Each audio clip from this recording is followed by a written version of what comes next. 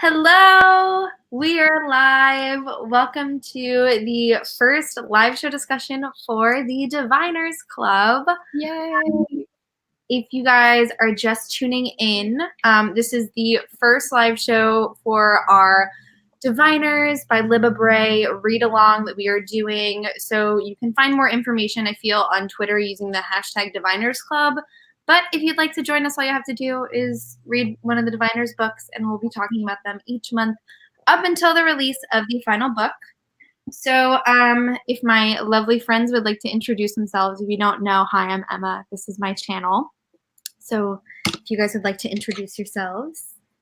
Hey, I'm Sarah from Sarah Without an H. The Diviners is one of my all-time favorite series, so I'm really excited to talk. If you guys would like to introduce. Okay,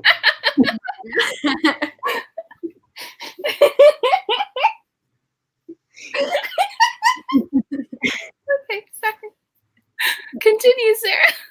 Oh, that was it. Okay. Hi, I'm Monica, and I'm also super excited to talk to Diviners because I love Libba and I love this book and this world. Mm-hmm. Yeah, so I think we're going to start off with some non-spoiler discussions about the book if you're like just clicking in. But then we're going to mostly be talking about spoilers and all things that have to do with just the Diviners book. So feel free to share your thoughts on what we're talking about and leave questions in the live chat so we can respond and interact with you guys. But as this is like unanimously like one of all of our favorite series, like I'm very excited to talk about it with all of you.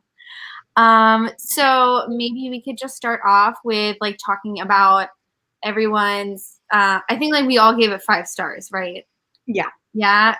Usually I'm like, what's everyone's star rating? So maybe we can just talk about like our initial thoughts versus like what we thought of it the second time, or just any general things that we really love about the series. Sure, I could go. Yeah, so I think for all of us, I know for all of us, this is a reread. So for me, it was really interesting because I haven't read this since it like first came out. So it's been many years. And it was cool just to like see I feel like I had held on to a lot of like the themes that she had talked about. But for a lot of them, they're ones that I kind of attribute to later books and not as much to this book. So it was cool to see how she like starts the building of like just her entire message with this series. And then also just like the way that she lays the groundwork for the larger plot of the entire arc of the series, I thought was really cool. And just to like re-experience these characters sort of meeting for the first time was really fun, especially Sam and Evie's first meeting. The Diviners is always really special to me because it's a book that I read in 2015, like right before I joined BookTube. So like I remember I found it at my public library. Like they just had like, I used to go to the library and actually get the audiobook CDs and like play them in my car. So I like found it because I really liked they had this like original cover and they had this on the audiobook too. And I was like, 1920s, that's fun. I've watched Downton Abbey one time and that has nice fun. And so I read it then, and then I feel like a lot of people who've been watching my channel since 2015 associate me with the series because I like talked about it so much like every year since then. And so I also haven't reread it since that first time. And I had a pretty good memory for everything that happened, but it's like just special to like hear it and know like how things are going to connect to future books. Because the first time I read it, it kind of felt like it could have been a standalone if she'd ended it like a couple chapters early.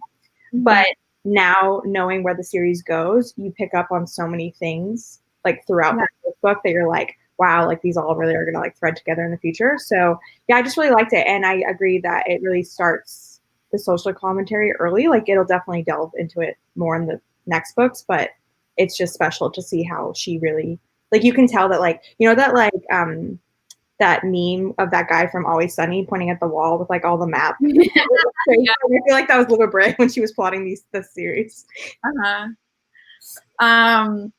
Yeah, I really loved The Diviners when I first read it. I felt like I was always a little intimidated before reading it because, like, I probably read it in maybe like 2016 or 2015. So, like, I wasn't a big fan of historical fiction, and it, like, seemed like a really big, dense book to me.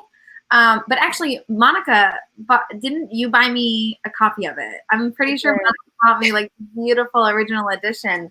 So I think it's so cool that we're doing this read along now. But I read it and I fell absolutely in love. But rereading it now, like, it's really solidified its space as one of my absolute favorite series. I just think that the world building and the authenticity to the time period is, like, really meticulous and impressive.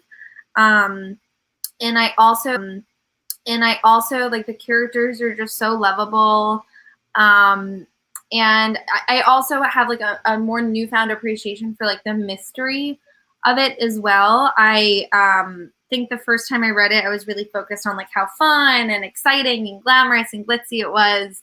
But reading it the second time, definitely more of a focus on the social commentary as well as, like, the mystery aspect of it. I don't think I have, like, anything negative to say about, like, at least the first book. Like, I just really love everything about it. So yeah, it's amazing. And Sarah, you have a Diviner's tattoo. Do you want to show it to everyone? Yeah, see if I can. It's so beautiful. Yeah, it's based off of the eye on the original cover because it's got, like, an evil eye, and so I thought, like, a line drawing version of it. I actually wish that I had done the more realistic eye, like in single needle or something, but we all have different tastes in tattoos over time. Some tattoos that I wish was different, but it's fine that it's not. Yeah. Someone did give us a good, like, other non-spoiler thing that we can talk about. Please talk about the cover changes. Oh, no. No tea, no shade novel, but why? Should I go grab them all? Because I have them all. Should I go grab all of them to show everyone who doesn't know? Oh, yeah. Right. You Maybe have them all. Start talking about what you like about the original one, which Sarah has. Yeah, I mean, like, I think similarly to Sarah, that was, like, the original cover that really grabbed me because it just looks so different and magical. Under look at it without a background. And then even, like, when you get an original copy of it, it has this thing of the Daily Star. Like, you have this, like, news clipping. Yeah. And it's really nice. I think I'd be fine if I didn't hate the ones they landed on. Like, I know they brought them all back out in paperback, but it's like I like having hardcovers, and the fact that I have to have, like, 3 different styles to have hardcovers, really, it hurts me. Yeah. So this is the second cover. So this is the next cover of the Diviners and Lair of Dreams, which I don't think is horrible. Yeah. Like, it's fine. I like it. I regret hating on it as much as I did now knowing what we got. I think this is, like, really fair. Like, I still think that the original one is, like, the best. And then we have. It looks like a self-published novel, like, on Wattpad. Like, a teenager on Wattpad is like, I know how to use Photoshop, and then made those. Yeah. True. And one thing I think it was maybe Sarah who originally pointed this out to me, or it was Monica. It's one of you two. This, like, girl floating on a chair, like, that doesn't happen in the book. Yeah. We're not sure what the point of, like, the cover was. So yeah, the only thing, like, the pros, like, I guess, like, that without spoilers, like, I guess that cover kind of has more, but I also don't really, like, love orange, so, like, I'm just not the vibe that they went for. Yes. Or even if they had, like, just done another rebrand or repackage for the 4th book, like, then it would have just been kind of funny to have, like, one hardcover. I agree with that. But now that, like, it's different, and then the last 2 are the same, I'm like, wait, we had a trend going here. Right. Exactly. That's so funny. So yes. So yeah. So maybe, I don't know if there's anything else non-spoilery for us to talk about, or if we should jump into spoilers. Spoilers? Maybe spoilers? Yes. Okay, so if you have not read The Diviners and you don't want to know what happens, I'd recommend leaving this live show, but thank you for tuning in for the first portion of it, but we're going to start talking about like things that actually happen in the books. So let's start off with maybe like any thoughts on the characters that really stand out to you guys in the first book. I love Sam Lloyd with my whole heart. So I love his introduction where he like comes in as like, I mean, I feel like it's very clear that he's going to be like a character you love just from the very first introduction of him with like, even though he does steal from Evie, it's like in a very cute kind of way. Yeah. When I was listening to the audiobook this read, I was actually in Penn Station, like as Evie and Sam are in Penn Station while he and I was like, oh my God. I was just like trying to imagine what like it would look like back in the 1920s. It was a really cool experience. Yeah. Yeah. His entrance is so iconic. Like I love it so much. Yeah. I just don't.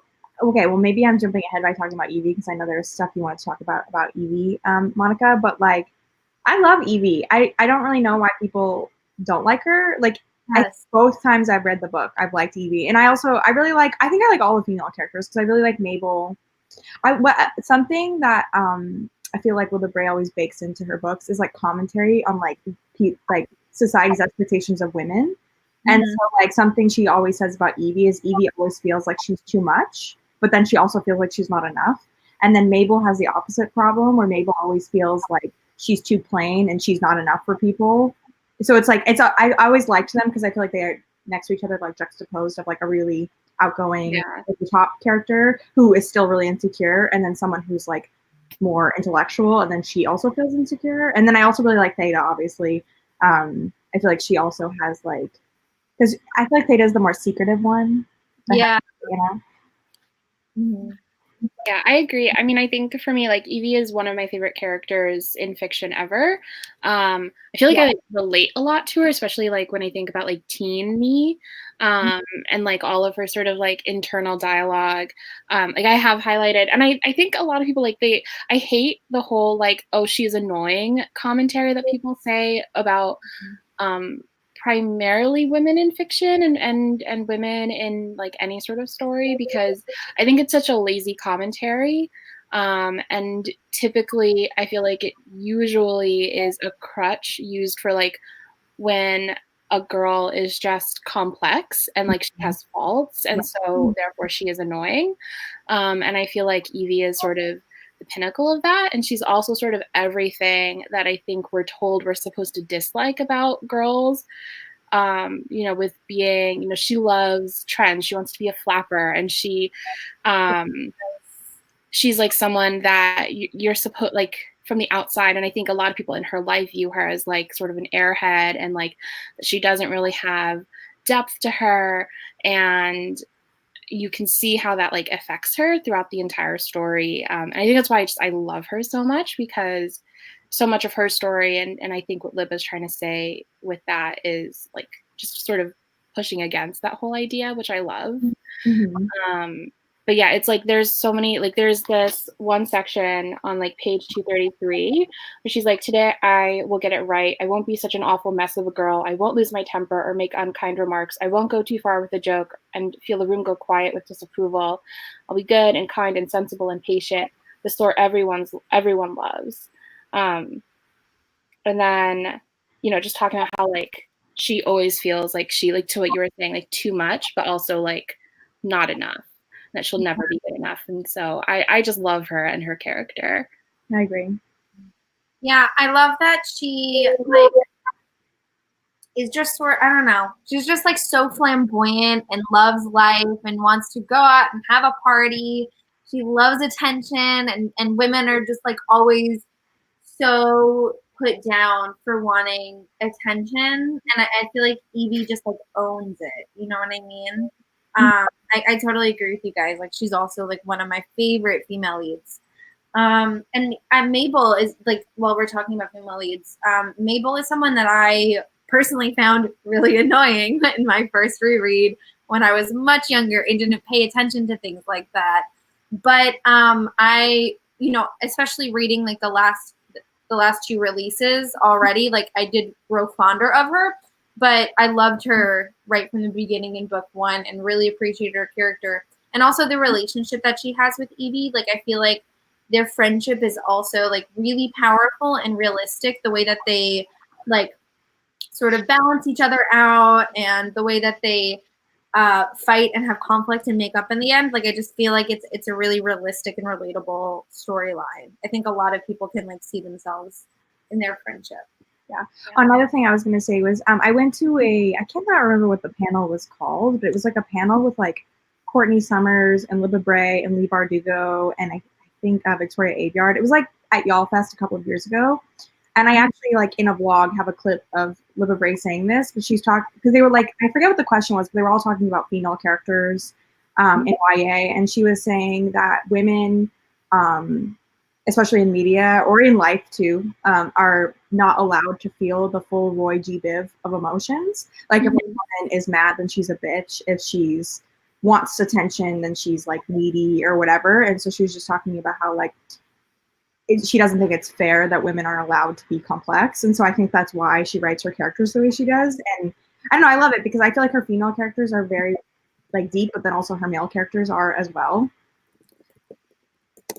Yeah, I definitely agree.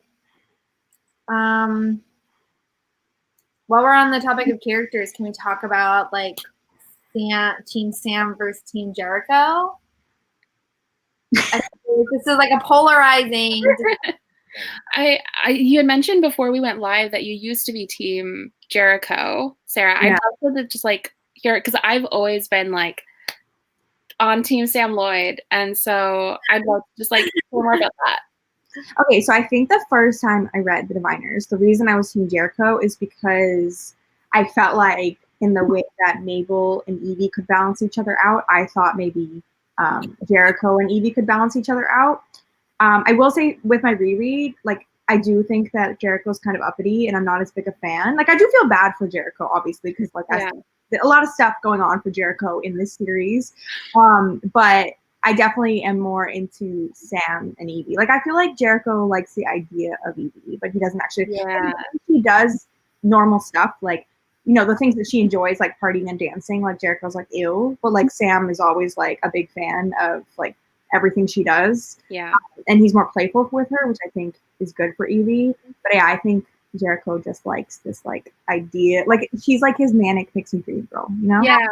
Yeah. I agree. I like honestly I hadn't thought about that before, but I think in some ways, Jericho, like Evie is everything Jericho can never be and can never allow himself to be. And that's like probably a huge part of like why he ends up developing feelings is that it's like, I don't think he even like particularly cares. I mean, I think he like cares about Evie, but I think it's really just putting that sort of like, she's sort of the dream for him, like the things that he could never have. Right.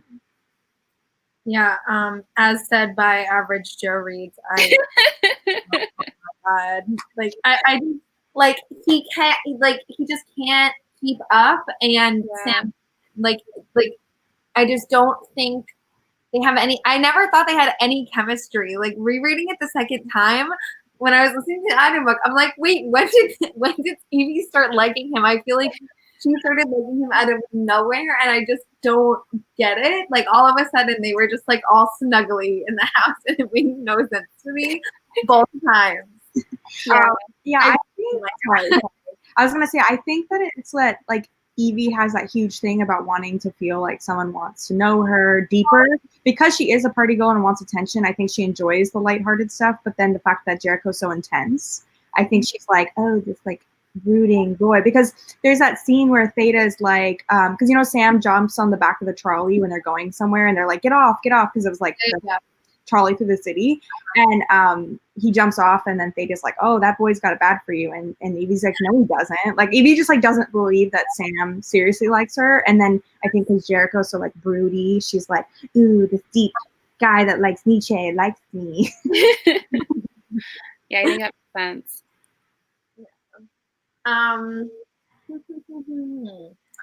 Do you have any more characters to really talk about? I love Theta. Yeah. I liked Memphis more this time too. When I first read it, again, I was like significantly younger, and I was just like so focused on like Evie's storyline that I didn't really care for like Memphis and Isaiah, because it felt like they were sort of, in my mind, they were sort of competing for like the main character, and I'm like, okay, but like Evie is untouchable. Rereading it, I found such a greater appreciation for Memphis and Isaiah.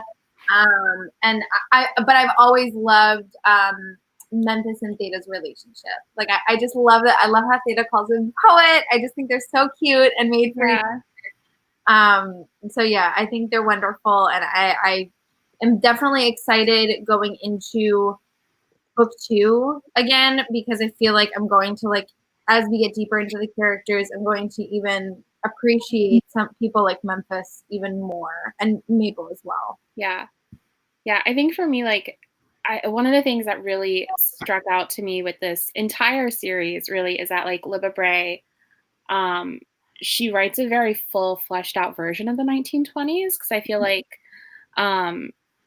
so many depictions, when you like watch any sort of 1920s film or book set in the 1920s, it's always like flappers and F. Scott Fitzgerald, and like no one really talks about like what was happening as far as like the Chinese Exclusion Act and what was happening with Harlem and the Harlem Renaissance, and so I love that, especially as the series continues on and we meet more characters. Like, I think that's what's so powerful about the story, is that she makes this really fully fleshed out New York City, that I think is so rare, especially for that, like, depicting that time period. I feel like people really want to focus on like flappers, speakeasies, and that's, you know, very much so, like, you know, not even beginning to scratch the surface of what was going on at that time period.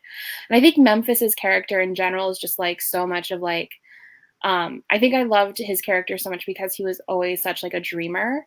And I loved the inclusion of poetry throughout the story and like the power of his words. And I love like his whole thing about, what is the thing that he says all the time? Like, I don't wear worry. I feel like that's so much of his character is like trying to put on this facade of who he is. And I love like slowly breaking that down throughout the series.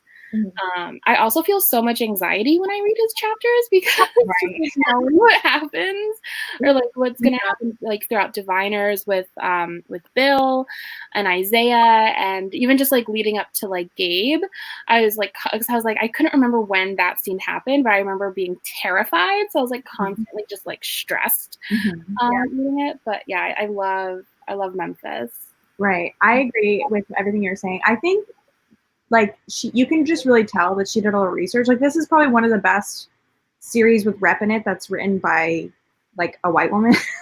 I so feel, I mean, not that I should have an opinion on it. Right. Well, me neither. But like, from what I've learned, like she puts so much effort into everything she writes. Right. The aspect of this book is thorough. Right. Like, she writes about active racism without her book being racist. Like none of the main characters have the same thoughts as like the people around them, but you still like experience it. Like, you experience like I know right now we have on the screen, like, what about Henry? He's my favorite. Like, Henry being gay. None of the characters that meet Henry and find out he's gay are like, ooh, what's that? Like, they're like, okay, like fellas, that's fine.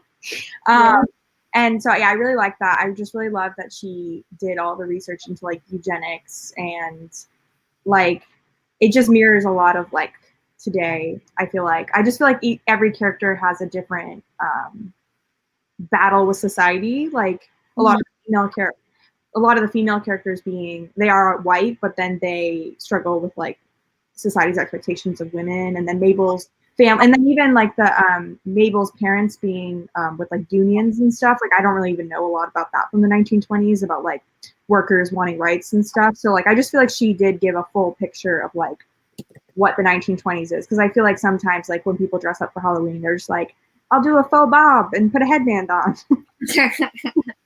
Yeah. Also, I think Theta's storyline about her abortion as well, and like the the way that society viewed that at the time, and how difficult that whole situation was for her and for like endless women at the time. And also like the way that immigrants were also viewed at that time, with like Sam is where is he from again? I can't. He's from Russia. Russia, that's what I thought. Yeah, Jewish. Sam being Russian and Jewish, and with other characters as well. But that's something that's also talked about, the way that the New Yorkers at the time view the immigrants and how they're treated in the storyline. Like Libba really doesn't shy away from exploring those topics in detail. Right. Yeah. So, yeah, I really love that. She's wonderful. It's really good. It's like well researched. You can tell that she spent a lot of time like reading books of the 1920s. Mm-hmm. There was one comment. Which one? Amanda Leigh said Blind Bill was a curveball I liked him at first, but as the book went on, I do not trust him. I just wanted to talk about that because I find Bill's story to be like so like heartbreaking and fascinating because like he was basically was he a slave at the time? Like no. We also shouldn't say too much. So I'm not sure if Amanda's read the next book. You really don't find out about Bill's backstory until like the second or third book. So I wouldn't say too much. I think in the book they do talk about like his background in the first one, where Bill like he talks about how in his youth like he was basically working in horrible conditions. I don't remember exactly. Is it just he was poor, or honestly, this is me not knowing history? What year? Like, if it's the 1920s and Bill is X age, what year would he have been young? That's the thing, is I don't remember how old Bill is. It's like the whole like he looks old. Anyways, regardless, you see like how he was used by the U.S. government, which is something that like was happening at that time period, where like the U.S. government would basically go and find like incredibly vulnerable people and take them and like experiment on them, and then just like set them out and like let them like live out their life without any sort of assistance, or like their families just wouldn't even know like what had happened to them. There's this one case in particular that like stands out to me. This like guy basically, this doctor basically told this man that he had stomach cancer and that they had to perform all these like experimental things on him, and they basically, I think they like gave him like shots of radiation or some sort of like something, and they told him that his stomach cancer had been cured, but he had never had it the whole time, and they basically didn't find out, him and his family, until he had passed away 20 years later. And that was just something that like the US government just did a lot of throughout like the early, like from the late 1800s to the early 1900s. And so like Bill's whole story is like, or like at least in this book, what you get of it is like, you obviously don't trust him and you don't like him because he does such a horrible thing to Isaiah, but it's also like heartbreaking what leads up to that and like what put him in that position, which is ultimately like this society and this government. Yes, I agree. I definitely have gained more empathy for him rereading again, because I was able to take into consideration the experience he went through. Just to update, Megan says that Bill is 35, but he looks older, which is so interesting because in my mind he like is so much older. Yeah, I think I don't think he was a slave just based on if he's only 35, based on like historic when slavery went out. But I think he must have been I think he might have been very poor, like growing up in like farmland when he was younger. Yeah, I totally forgot there is the chapter that talks about him being taken by the government, because you find out even more about it in the next two books. So that's the reason I said that, because I was like, I forgot that we actually did get part of the chapter where they talked about that. But yeah, he's a very interesting character where it's like I don't actually hate him, because like especially when we're in a book where like Naughty John is literally like Satan beast, and Bill is like morally gray, erring on the side of like morally bad. But like I don't know, I think the more you learn about him and just like everybody that's involved with like diviners related stuff, like it's kind of like everybody, like even Will does questionable things, like like, you know, how he pretends like he doesn't know anything about diviners earlier in the book, and like later in the books you'll find out more about what he knows and stuff. Yeah, everyone definitely that I guess I never thought of it that way, but definitely everyone in the book makes like some questionable things. Maybe not as bad as Bill. Not as bad as Bill. Not all on the same level as Blind or Naughty John. But he tries to take out a child. Which is to say there's definitely layers to all of the characters. Someone keeps asking us if we could talk about the first scene and that they were really scared by it. Oh, okay. So what I was going to say was the first time I read this series, I thought it was so scary. Like I remember like listening to it at night and being like, oh my God, Naughty John is so scary. And this time I read it, I think because I knew everything that was happening, I was just like not scared by anything. Mm-hmm. I was definitely, I remember, I remember the first scene being pretty scary. And then I also remember the first scene with all the scenes with Naughty John. The first time I listened to them, they were like really scary. Yeah, I couldn't listen to someone. There was a guy at the time I was living in Astoria, and I lived on the first floor. And like every night, there was this guy who would walk home and he would whistle, and I just like, oh no! Every time I heard someone whistle, it's just like, please no. Mm-hmm.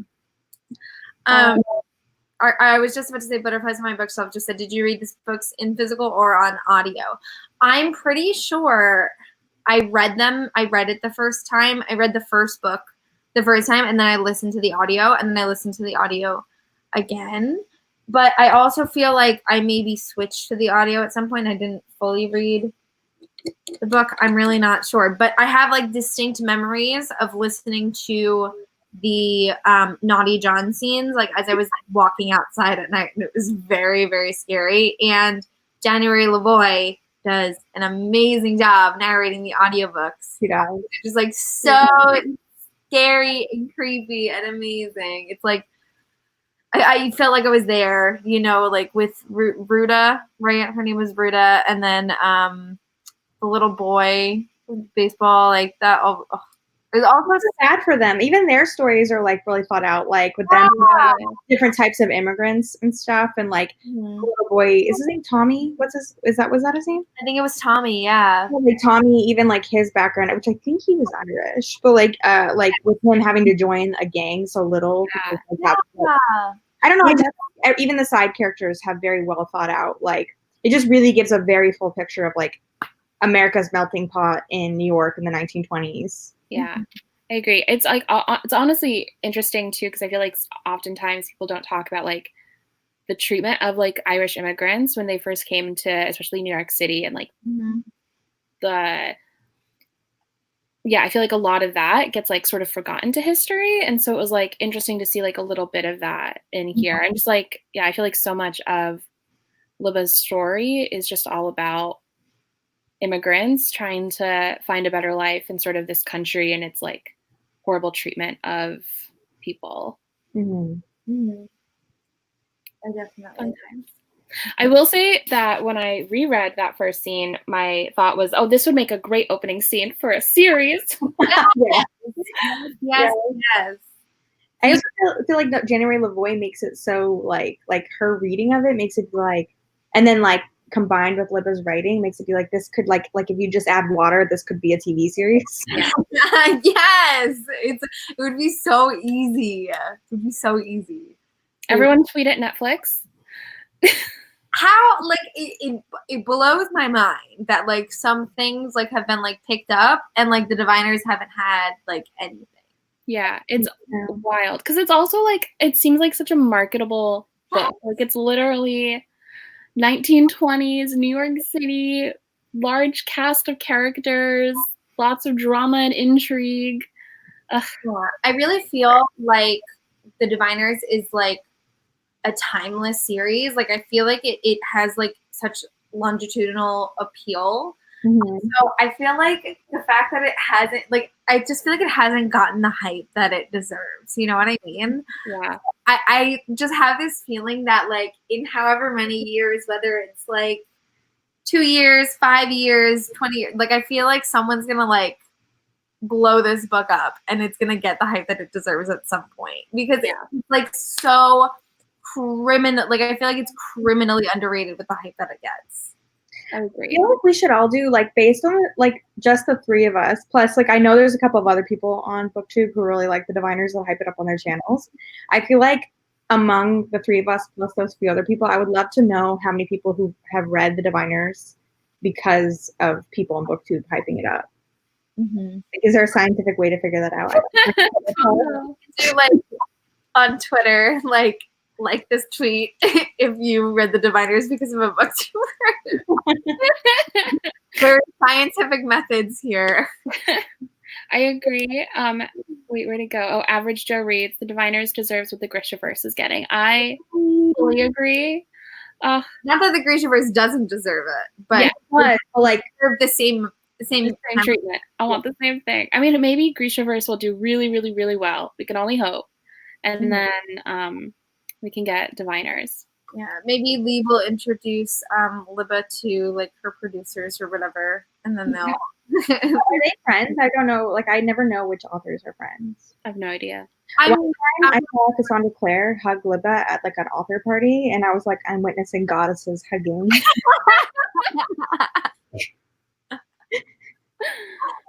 But yeah, like I would assume that they're good friends, because like her and Cassie and Leigh are good friends, and Cassie and Libba are good friends. I just feel like they're in like this same like immediate friend circle.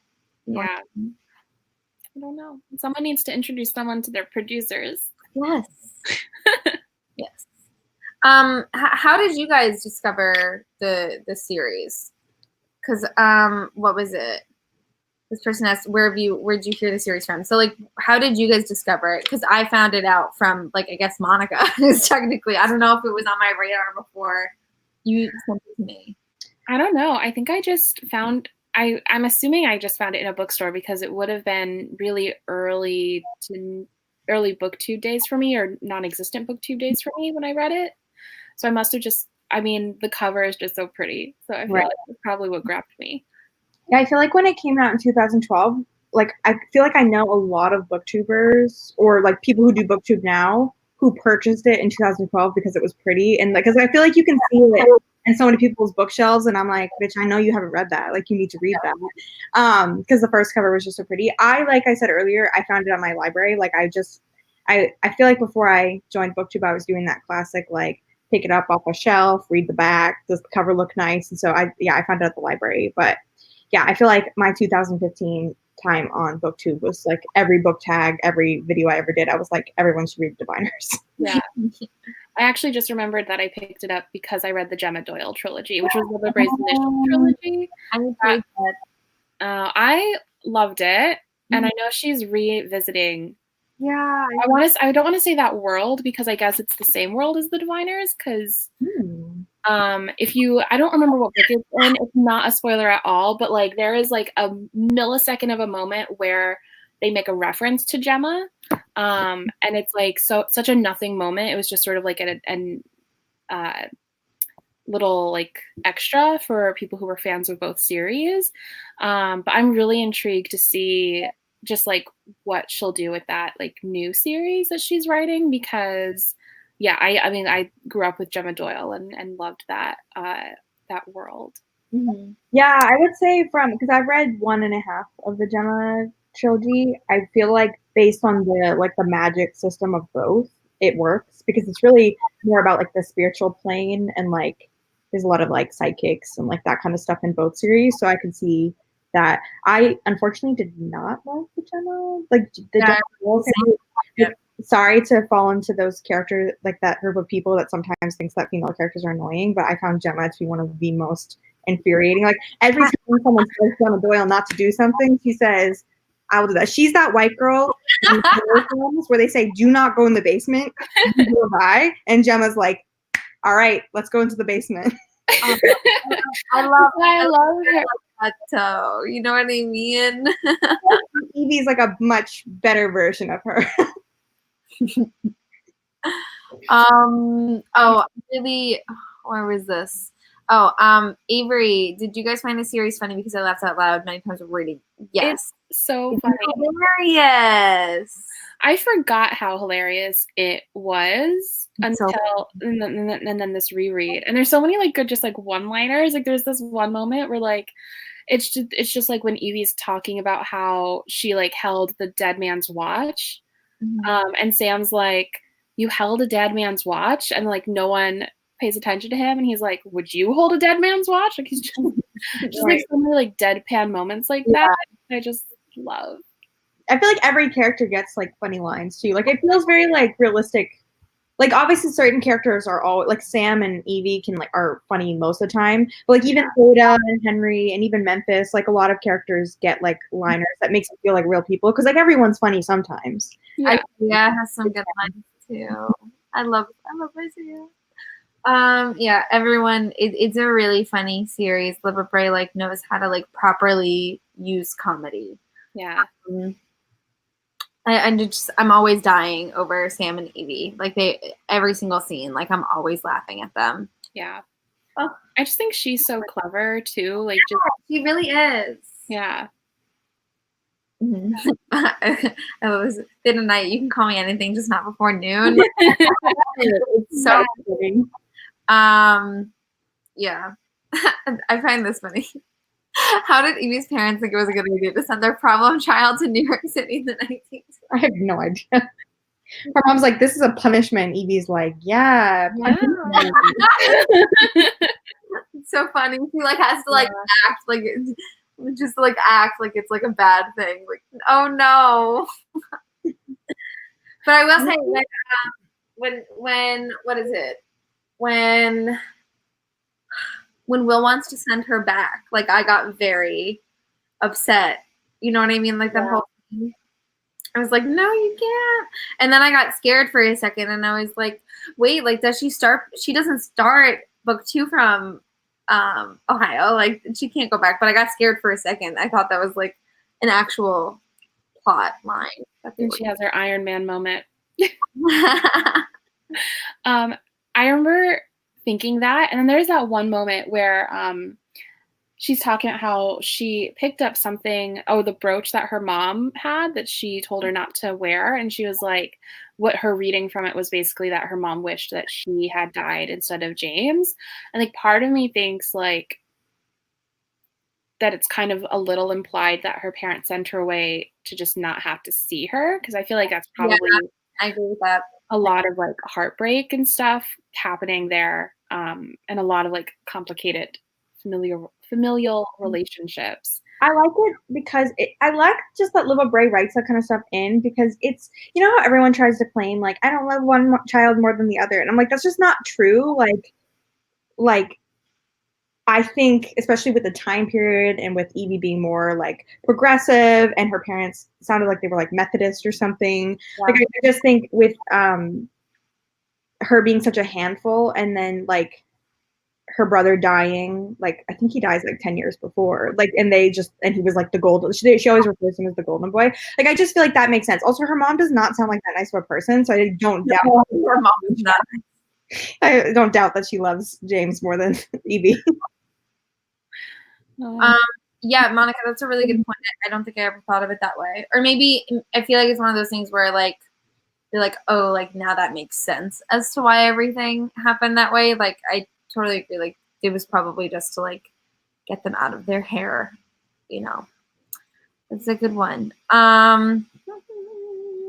Do we have any other? What other things did we not know yet? I kind of wanted to talk about like just the whole eugenics movement throughout the book, because that was something that I remember the first read of it, I like didn't realize that that was a thing, because I feel like you're not really taught that in history class. I mean, you're not really taught a lot of like all the horrible things that the US did in history, like if you're in the US. And so for me, like, I didn't realize that there was this huge eugenics movement in the US, and that it wasn't like an outskirts thing. It was like everybody believed in it and was like pushing for it, like from main academics to like social leaders, people that you wouldn't expect. Like I was doing research on it before this, and like poets and just like so many people just thought that this was the way of the future. And so I think it's really interesting that she like made that such an integral part of the entire series, because it's something that you're still seeing today. Like I think it was like just this past week, there was some like Harvard grad student who was under fire because he wanted to make a dating app that was based off of genetics. So like I was gonna say that. modern eugenics. And like you also see it a lot in like I used to live in San Francisco, and I feel like you see it a lot with like tech people who sort of view like tech progress for the sake of progress, without any sort of like moral compass. And I feel like you see so much of that still happening today in different ways, and it's terrifying. And it's all sort of just like not talked about. Yeah, I was gonna bring up that tweet too, because someone quote tweeted and wrote, "Please, for the love of God, can people in academia take an ethics class or something?" Because I was like, that's so true. Like people, I can imagine someone like some guy, like scientist at Harvard being like, what if we could wipe out disease by basing this on genetics? And I was like, do you not understand how ableist that is? Yeah. I don't understand. But yeah, I feel like the first time I read the series, I didn't notice the eugenics in the first book. Obviously, it's very obvious in book 2 and 3, like with the different fairs and stuff they go to. But I also think it's really interesting when you look through the lens of like, this is between World War I and World War II, because, you know, eugenics is pretty prevalent in like Germany with like Hitler and stuff. So it's like really interesting because I actually just read The Nightingale by Kristen Hanna, I think is the author's name. But that talks a lot about like the different reasons that people were being sent to the concentration camps and stuff. So it's like really interesting. Like I feel like we all have that lens of like, oh yeah, that's a Hitler thing, but it actually existed in the US too. And so that's really interesting. And I feel like, yeah, I don't know, it's just very fascinating, because I feel like you, especially having read all 3 books so far, when you reread the first one, it like stands out even more. Yes. I have nothing else to add. You guys like summed up everything. So I mean, it's interesting too, like to what you're saying with like Hitler and Germany. I feel like people like prescribe like eugenics and all that to Hitler, when like there's this book that came out I think like last year, and it's basically all about how like so much of what Hitler based Nazi Germany on was actually based on things that America was doing. And he just like took all of that from the US. And I think you see, and none of that really gets talked about in our history books, at least not in mine. And so I think like the fact that she really makes sure to like make that a huge part of the story and the setting was huge. I also feel like she's a little bit like, there were times, because this book was written in 2012, so it was like at the end of the first Obama administration, like beginning to go into the second, and so much of it felt like prophetic to what was to come. And like there are times, there's one line, what does she say? I think I put it in our, she's like, when the world moves forward too fast for some people, they try to pull us back with all their fear. And I was just like, oh, did Libba like have divine ability? Yeah. And it was like, I just think like it's also fascinating reading like as the series goes on, because obviously we're living through this time period, and she's, I think, pulling a lot of it into the stories. So it's like, I don't know, just really fascinating and frustrating. Yeah, I hear that. One thing that came up as we were like, oh my God, like Libba's like psych, she's a diviner. Like a more like lighthearted note. I like love all of the different abilities that people have. Like I always really love when a magic system has like a really wide variety of different abilities that people can have, as opposed to it just being like restricted to one certain type of magic. So like I love that like Evie can read people through objects, like that's so specific. And then Sam, you know, like has like the don't see me thing, and like that's attributed to like stuff from his past. With Memphis being able to heal and then him not being able to heal, like I just feel like all of their powers are really complex and interesting. And it's one, I don't know, I think it's really cool. I think it's interesting too that people can have the same ability too. Like, not to say too much, but obviously there's 2 people in the next book that have the same ability because it's like that's their book. Yeah. I also love, just for anybody who's excited to read the next book, that the first book definitely feels like Evie's book, but then as it keeps going, it doesn't feel like it's about. Like, I feel like if you read the sleeve of the first book, it's like Evie O'Neill, but then book 2 and book 3 definitely really focus on everyone. And so I love that the next book is about like 2 characters that we didn't really get to hear a lot about in this book. Yeah. Yeah. There's just like so many good characters and different storylines. And it's done well because sometimes huge casts of characters can get muddled, which they're just, each character is so unique. And like sometimes if I want to like list out the rep for people, I forget because there's so much. Like there's disabled character, gay character, asexual character. Like there's just like a lot. Yeah. I like this question from Joe. If you could have any one of their powers, what would you choose? Or like if there's like a different diviner like power that you would want. I feel like I would like the ability to I mean, we might be stretching it. I would love to like time travel. That would be cool. Even if it was like limited, like I could only go like a certain amount, like in the past or future or something like that. Yeah. If you had to pick like from a character though, just like the ones that we know, which one would you pick? No. I'd pick Theta's. Me too. I'm always worried about getting murdered. So if I had too much true crime podcasts, like I just feel like if someone could murder me, I'd be like, wait, remind me of Theta's power again. She sets things on fire. Sets things on fire. Okay. Remember, like when she escapes from the theater, like she melted the door, and then also like her ex-husband. Yeah. Yeah. I always wanted to also be a firebender, so it was like perfect. I just had one in my head, and now I cannot. Oh, I would like Sam's power to like have people not see you. I'm like, I wouldn't ever have to pay for anything. Right, that would be a second because I don't know. I feel like I would be a klepto if I wouldn't get caught. That would be me. That's exactly why I choose it. But also, like, I don't know. You get a lot of stuff done when people can't see you. Right, so that would be a good one. I always think, I don't know why, but whenever Sam does that, I always think of that Disney movie. I don't know why, just because the name Now You See Me, I just think of the title of that Disney Channel movie. Yo, I love that movie. It's a really good movie.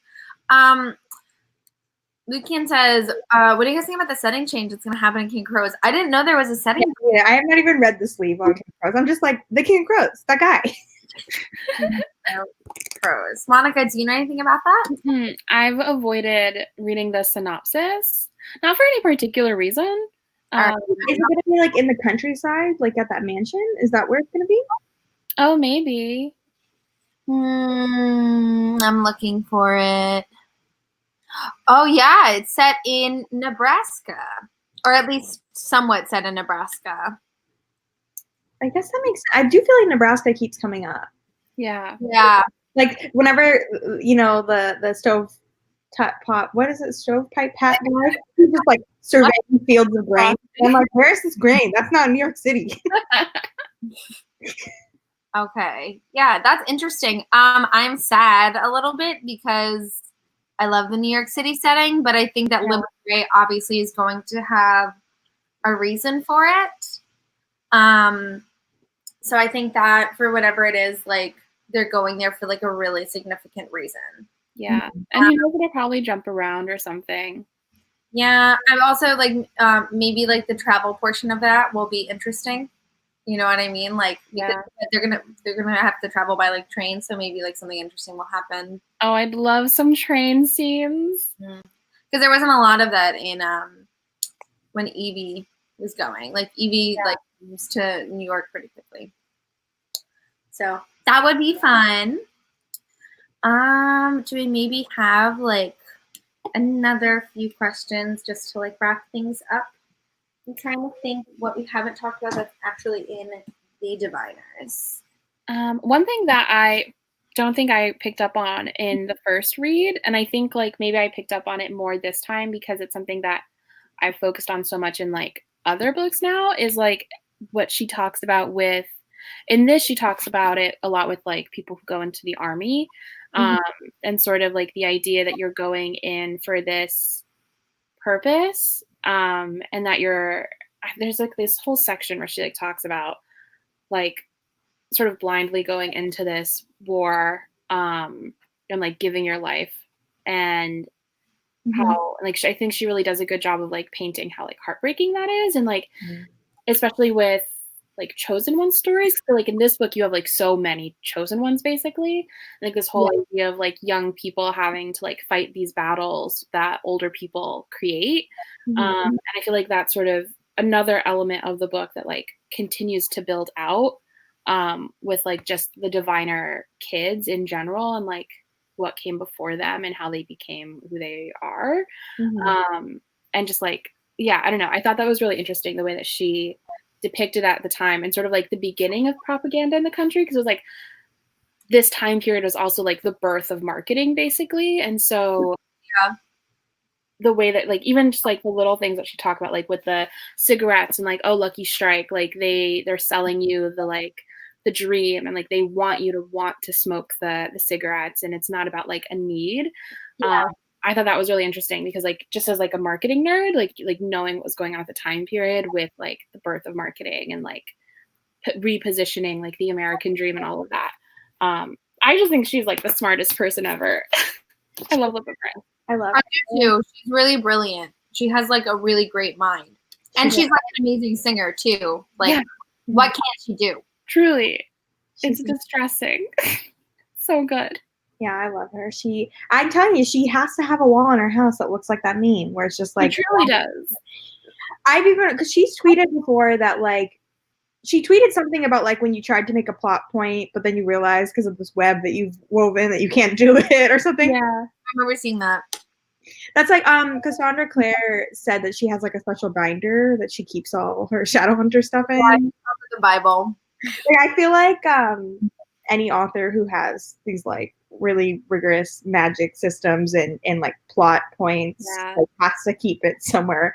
Or Marisha Pencil told me in an interview that she writes down like character profiles so she can be like, what color is that character's eyes? Yeah. I like, like, I don't know. I feel like you would have to do that with a book like yeah, you know? With so many characters. Also, somebody asked, I always think these are characters I don't think about a lot, and I was reminded they existed in this book, but the two sisters that live in the oh yeah. I totally forgot they sacrificed that cat at the end. The book was ending like when Evie was talking to the reporters, and I was like, okay, yeah, this is where the book ends. And then it was like, and then she sacrificed a cat on the table. I was like, oh my god, stop. This book does not shy away from bad things happening. Like, a quick reminder on them because I finished the book like a month ago. They're the elderly women. They come up more in the next couple of books. You know, the women that like do witchy stuff that live in the hotel with them. Yeah, I do remember it because I had watched Coraline when I was reading this book, and I was like, because Coraline also has like the two sisters that live in the same house. Oh yeah, I remember. It's always two sisters. But again, these are side characters that I also feel like you get more of them in the next couple of books. And I just feel like Libba Bray doesn't have side characters for no reason. Like even T.S. Woodhouse, the reporter, gets his to shine more in the next series. Like the next couple of books, like I feel like every character kind of like serves a purpose. I feel like she's like J.K. Rowling in that way, where like you'll have this random side character, and then like all of a sudden it's like they're super important. Like no one is there just for set dressing. Like everybody has a purpose. Like she doesn't call Ling by name, but Ling comes up so many times in this book. I didn't know it when I read because I didn't know who Ling was. Yeah. But now every time I'm like, oh my god, that's Ling. I also I love that she's able to like do all of it without it feeling like super heavy-handed. Like all of the like she has so many like metaphors and messages and like themes in this book, and like none of it is like on the nose. Like it's all so beautiful. And it's really like I feel like it enables the reader to like discover for themselves, and I really appreciate that it's like it takes, I think, the reader very seriously, and it never like condescends or like patronizes you, which I really appreciate in her writing. I tried really hard this time around while I was listening to be like, I know not everybody likes this series, and I was trying to like figure out why, because I feel like if you read like some other popular series, like I love Strange the Dreamer by Laini Taylor, but I totally can understand why other people think it's too heavy or too high fantasy or the world building or too poetic in the language. But like truly, I feel like Libba Queen is like a descriptive and also like just great world building, but also like keeps it, like you said, not condescending, not too highbrow, but also very educational about the 1920s. And I was like, you know what? I don't understand why people don't like it. They're just wrong. Yeah, like what don't people like about it other than like people not liking Evie? I've heard people don't like the slang. Like, I think the slang's too heavy, but I always wonder if they tried to read it.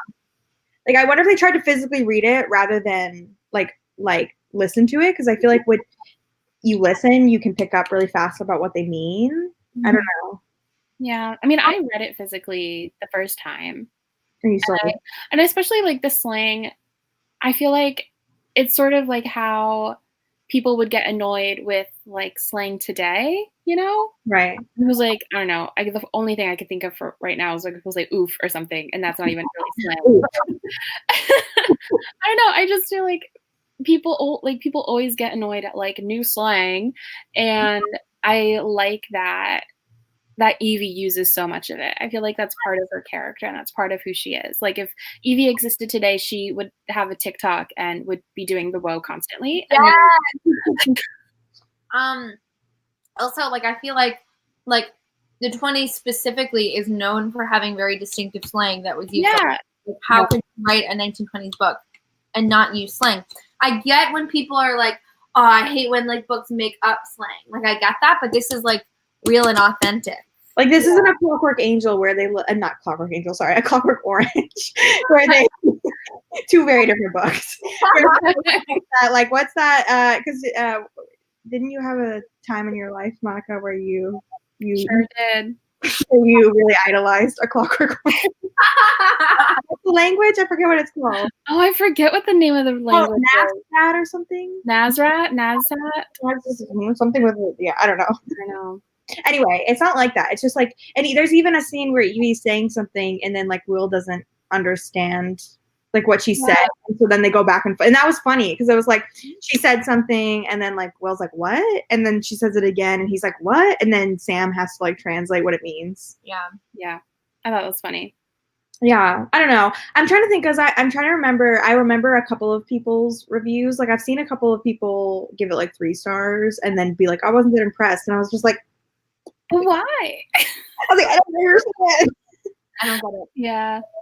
I mean, I think like I get it that not everyone likes the style of book, so that could be part of it. You know, if you just don't like paranormal, if you don't like historical. Oh, true. That would really work against you if you didn't like paranormal or historical. Yeah, but I don't like historical, and I love it. So you really not because you love Evelyn Hugo and Daisy Jones. Like maybe you just don't like that historical. So fair. Like I could see you not liking like I just read The Nightingale, which is like a very heavy, long, like slow, like World War II book. So I could see you being like no on that. But like you like paranormal, so I feel like if there's something like fair. Because like Evelyn to like it if it's paranormal. Okay, fair, you got me. Right. And then Evelyn Hugo also has like this like feminist, like empowering aspect to it, and then Daisy Jones does too, in like a band and music aspect. So I feel like maybe not straight historical fiction, but you definitely like it if there's something else. Yeah. That's fair. That's fair. And you've really overcome your dislike of multiple points of view. I know, right? I can't believe I literally gave The Diviners 4.5 stars. Not even because like I had a like specific problem with the perspectives, just because it had like so many perspectives. I was like, I can't give it 5 stars. Well, I was dumb. Like that's all there is. I was very dumb and misled. No. But it's so good. It's so good.